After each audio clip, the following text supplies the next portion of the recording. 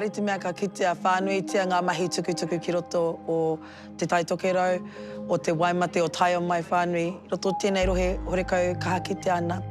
Ioi ko tā rātou, he hoki mai i ērā tikanga ki Whanganui i a mātou o tēnei rohe. Kia mātou ngā tukutuki tāwhito, i whakaora anō kia kore e ngaro. Koera te tino take i whakakape. I roto i te kōrero o te whakamālama o ngā tauira nei, mō te hapuri anō, he aki o ngā ringa e mahi ana i te tukutuku, ki te aki i ngā taitama tāne, ngā taitama wahine. I roto i o rātou nei mahi, te mahi tahi ki runga ki te marae, te mahi tahi mō ngā whanaungatanga, mō ngā whānau, te hia, te whakaoti ngā hia o rātou anu.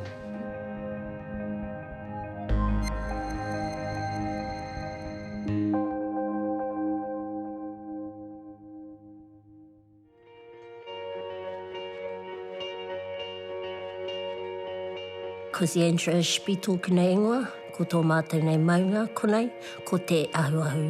Ko te roto, ko māpere, ko tēnei o ngā marae, ko parawhenua. Ko ngā hapu, ko te uritaniwha, Ngāti Haneira, Ngāti Korohue, me te whānau whiro. Ko a hau tētahi o ngā kumene no konei, i tupu mai tōku nei whaia konei, i rongi i nei o ngā whenua.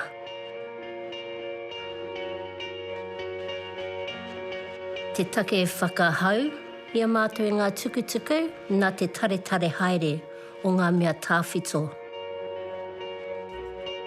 Ngā tukutuku i mahia mai ngā tūpuna, te tuatahi. I ngā tau o te whā te kaupea, tai atu ki tēnā o ngā wā, kore mātou e tiaki pai. I ngā taonga, koera te take ka tare haere.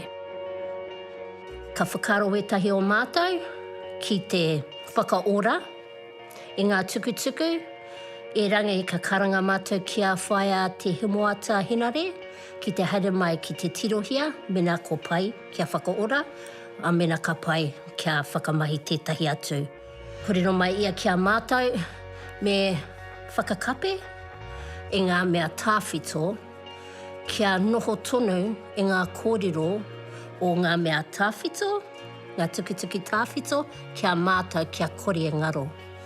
Koera te tino take i whakakape, i whakaora anō mātou i ngā tukutuki tāwhito.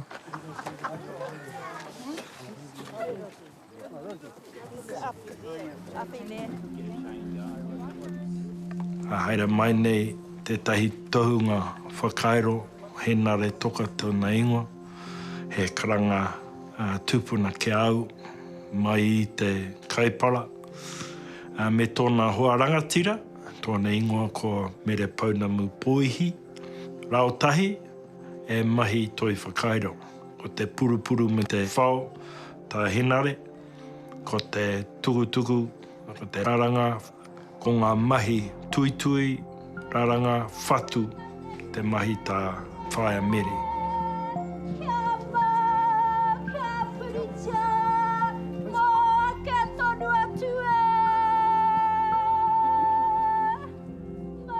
E mahi ana rātou ngā toi whakairo mo tētahi horo, o te hapori nei, o te play centre.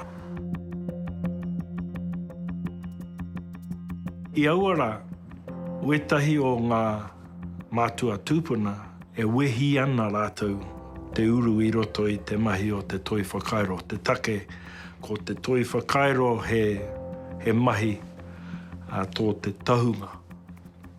Nō reira, hara mai a henare me tōna hoa rangatira mere ki te mahi, te whakaako i te toi whakairo i auara.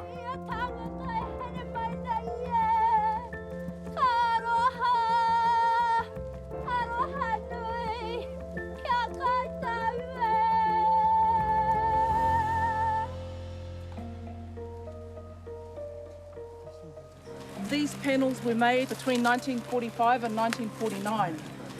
So they're nearly 80 years old, some of them. as you can see, quite fragile and broken up. We first thought that we would look at getting them remade, refurbished, so that they'd be like new again. And when we talked to our tohunga who guided us, Te Hemoata Hinare, her advice was for us to learn how to do tukutuku and honour our tupuna who made these by remaking them. Our tohunga's advice was that we return them to the earth. That would be the right thing to do because all of these resources came from the whenua. Wetahi o tērā hunga kaumātua, e wehi tonu ki te mahi o te purupuru o te whao. Nō reira, ka whakaro rātou e tīmata anō tēnei āhuatanga o te toi whakairo i roto i te mahi raranga me te mahi whatu i te tukutuku. Ka whakai katoa rātou te tīmata i roto i tēnei reanga, te mahi mo te toi whakairo o te tukutuku. Ke aua nei, e whakaro pai tērā.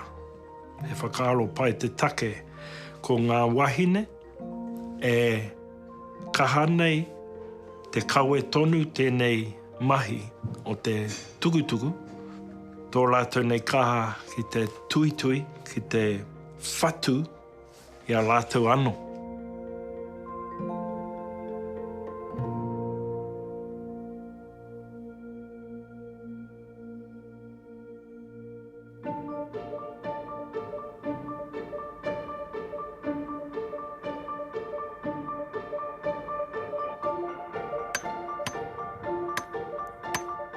I roto i ōku mahi, me te mahi purupuru, ma te mahi whao, o te toi whakairo, ka whakaro au, me pēhea tēnei āhuatanga o te noho i ngā hapu i roto i o rātou ake turanga waiwai, hore kau he whare moko, hore kau he whare whakairo.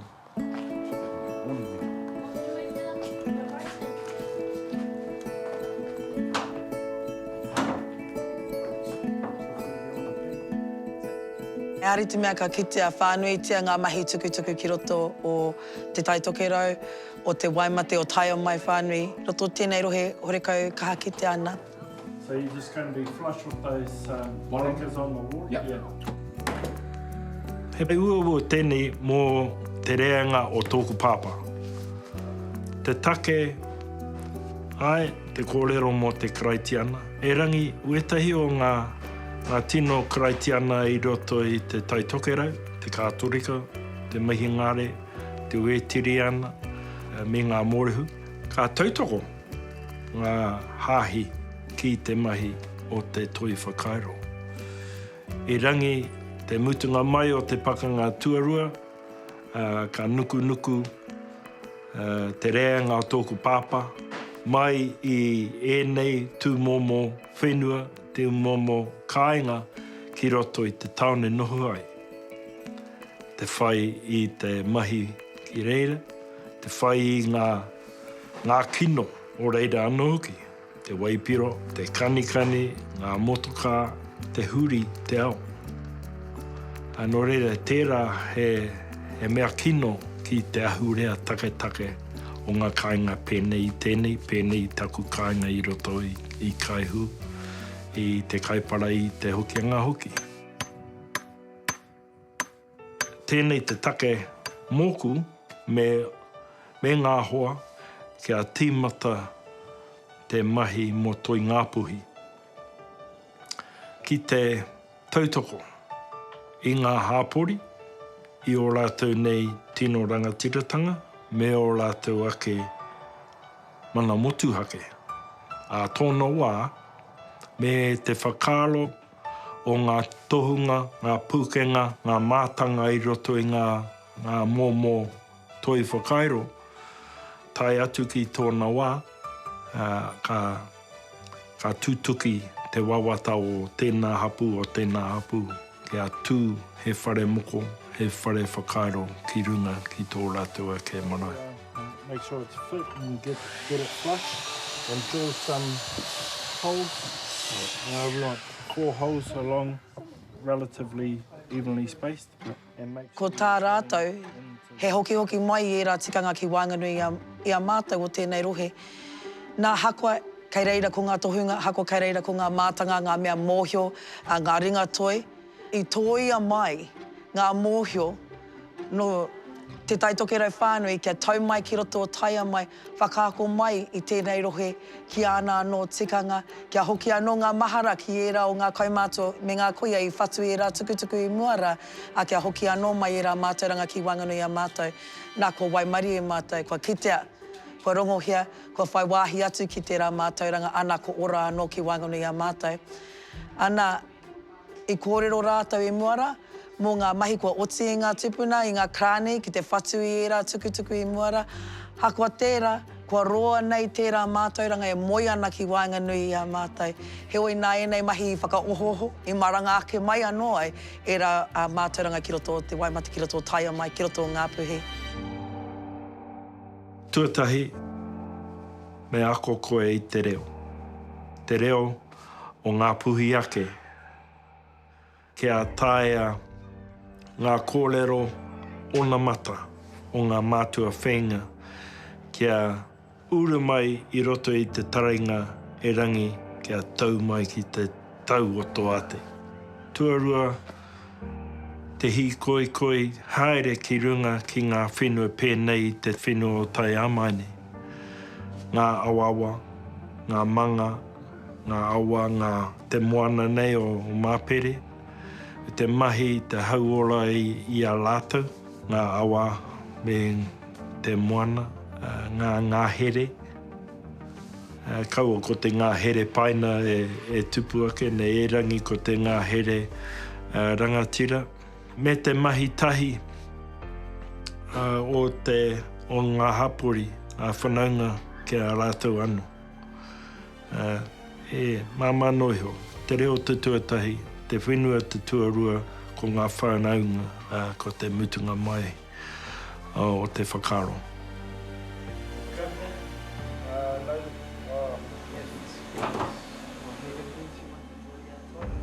Ko enei ngā mea i whatu i nei tukutuku ko aku cousins, ko aku aunties. Nā mātou konei i tā mai, e toru i nei marae, mātou katoa he kōpu putatahi.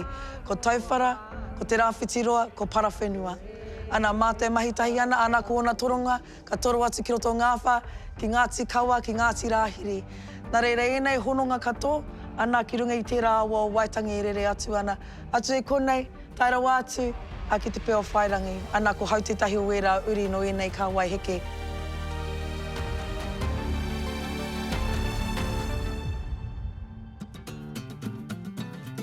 Mōhio pai ngā tāngata e haere mai nei ki ngā wānanga, ki te mahi.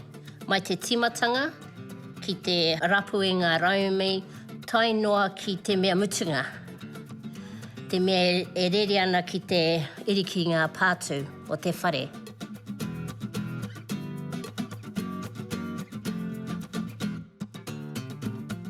O te pai o enei mahi i ane, ki te ana tātou, i te tai au e nōhi ane e tātou i ane. Toitu te aha, toitu te tiriti, toitu te mātauranga, toitu te reo Māori. Ana e kite ana tātou i te tiranatanga mai o e rā mahi. Ana i te rangatiratanga o ngā mahi, ko te whakatutuki. Ana kua hoki anō ōku rahi ki enei tikanga, hei oranga mō mātou o tēnei rohe.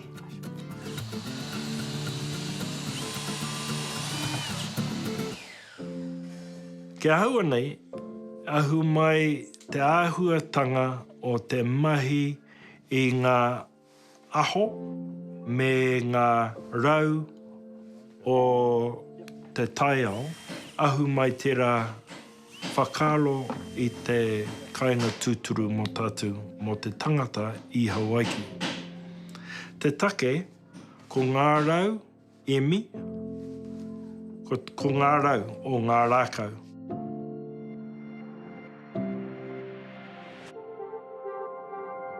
Ki roto i ngā rau, ngā aho, nō reira me emi e ngā kairaranga, ngā kaiwhatu i ngā rau, kia taia e rātou te mahi, te tukutuku i te rāranga, i te whatu. Kaua ko tērā mahi no Aotearoa ana he nahe, no Hawaiki rāno tērā mahi. Nō reira, ahu mai i Hawaiki.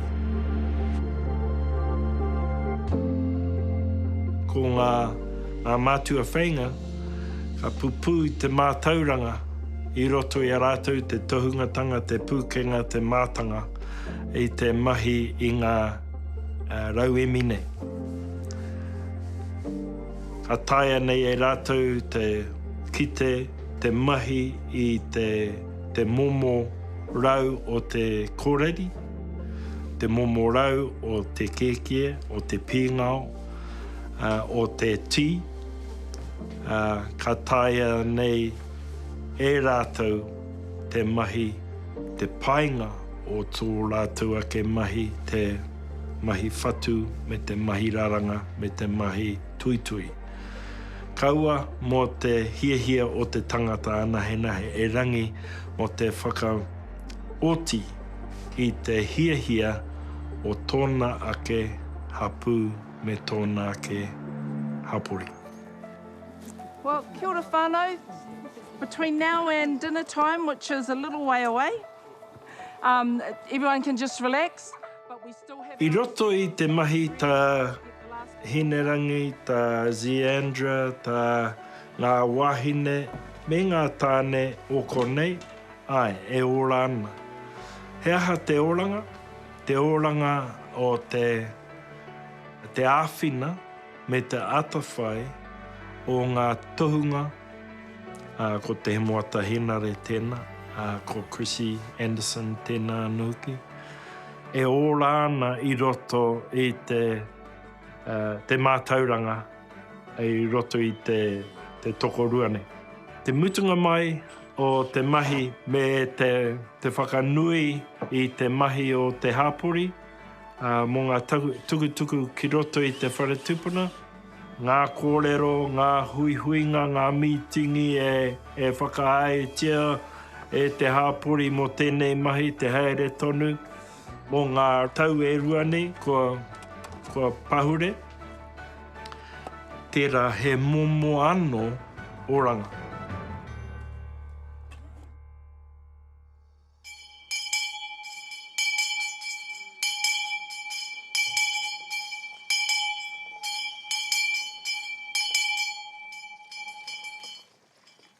Kia taunga manaakitanga o te rungarawa ki tēnei tūhutanga o tātou i te rāne. Kua mutu te tangi o ngā pere tuatahi, tuarua, te arepa me te omeka. Kia tau tonu te manaakitanga ki runga ki tēnei mininga i te rānei, tēnei rā whakahirahira. Ka tuku atu tēnei wāhanga ki tō tātou nei prihi, kia ākanihi, māna e kaue nei te kororiatanga o te rungarawa. Matua, te turumaiti me te wairua tapu. Amen. E te atua,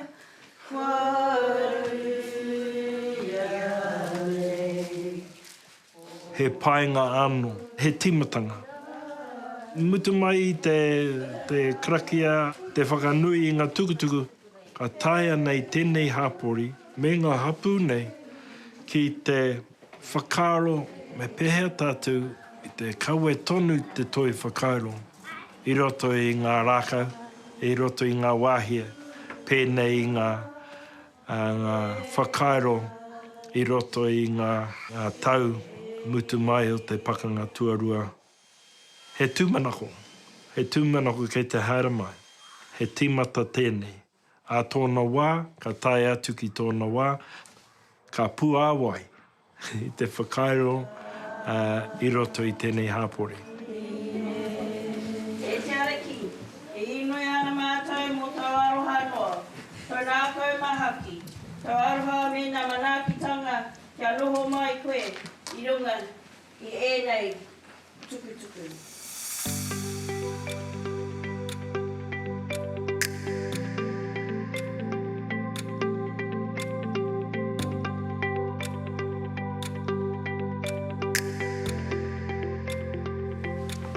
Tēnā koutou i te iwi.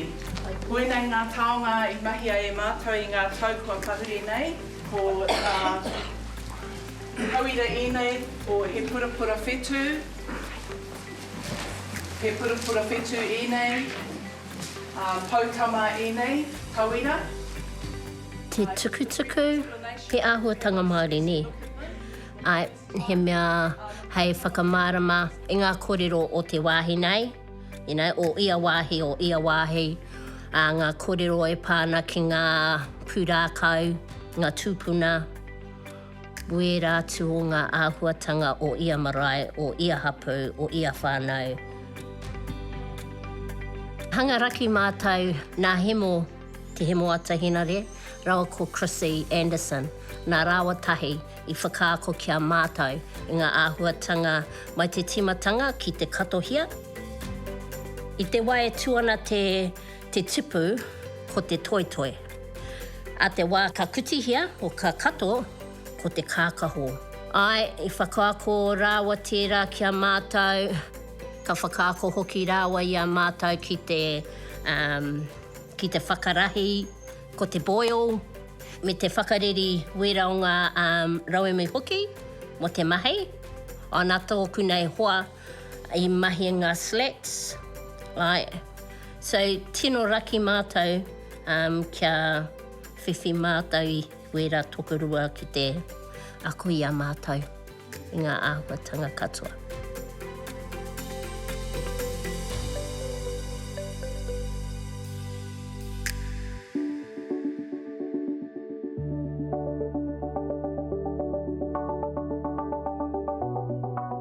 Kei te kihini i tēnei wā, ko tētahi o ngā tukutuku mō tētahi o ngā tāngata no te Regent Training Centre, nā te mea i puere mai wōna nei kuaha ki tōku nei hoa ki te hauatu ki roto ki te mahi ngā slats, ka hoatu hoki i ngā kaimahi ki te awhi i te kaupapa. So koera te taki ka mahi mātou tērā o ngā panel. Ko tērā te tākoha, nā mātou i hoatu ki a rātou.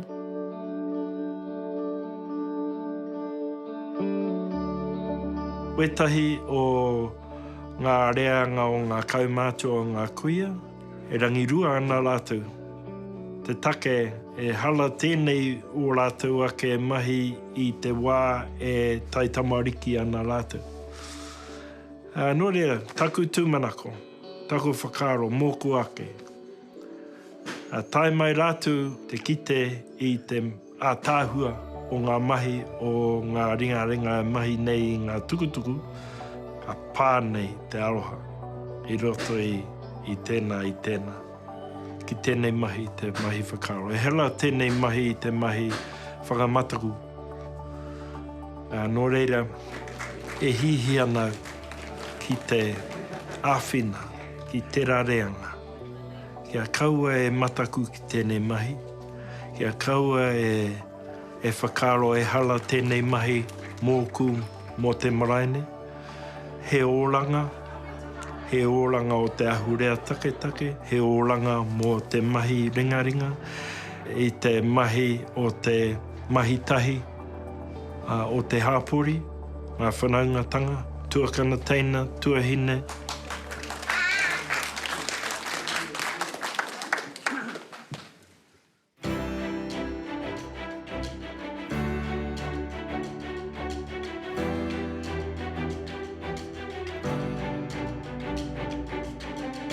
Moko ake, tētahi ako ranga mō te motu, kia kaua koutou e whakamataku ki tēnei mahi. Me mahi koe i roto i te whakaro nui ai.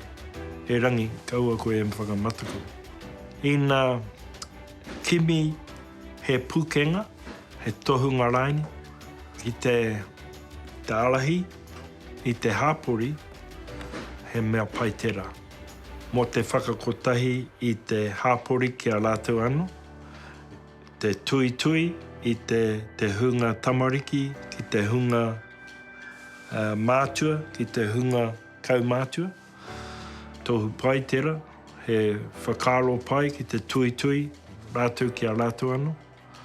Me te whakahau i ngā kōrero tawhito, me ngā kōrero hohonu o ngā mātua whainga. Te whakanui i te mahi o rātou nei mahi. Ki tōku nei hiahia, ko tōku nei wawata kia whakakingia mātai te whare me ngā tukutuku. Ko te atāhua, ko ngā tukutuku ngā tohu hitori, kei ngā tukutuku ngā kōrero, tuku iho, kei ia o ngā tauira he kōrero. Pērā ki te Pātiki, e hihia ana mātou kia kōrero hia te whare i ngā kōrero o te kāinga. Pērā ki ngā whakairo, ne?